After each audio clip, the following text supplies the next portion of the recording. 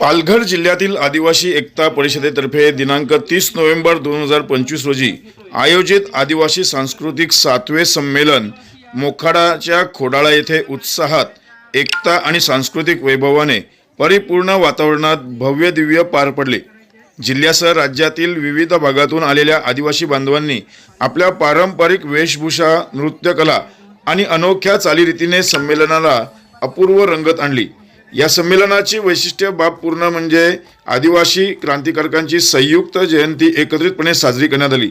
आद्य क्रांतिकारक राघोजी भांगरे 8 नोव्हेंबर, जननायक क्रांतीसूर्य बिरसा मुंडा 15 नोव्हेंबर आणि वीरांगना झलकारी बाई 22 नोव्हेंबर यांच्या संयुक्त जयंतीनिमित्त उपस्थितांनी त्यांच्या बलिदान आणि शौर्याचे स्मरण करून आदरांजली वाहिली। संपूर्ण परिसर पारंपरिक कलांनी दुमदुम गेला। गौरी नाच, तूर नाच, ढोल नाच तसेच अनेक आदिवासी नृत्य प्रकारांच्या दमदार सादरीकरणांनी प्रेक्षक मंत्रमुग्ध झाले। तरुणांपासून ज्येष्ठांपर्यंत सर्वांनीच उत्स्फूर्त असा सहभाग नोंदवत आदिवासी संस्कृतीचा वारसा जिवंत ठेवण्याची सुंदर झलक दाखवली।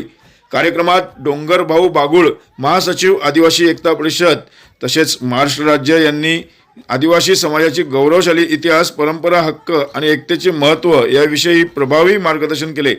आदिवासी एकता परिषद सर्व जाती धर्मांना संमेलनाने सोबत घेऊन कार्य करते आणि कोणताही भेदभाव करत नाही, हा महत्त्वाचा संदेश त्यांनी उपस्थितांना दिला।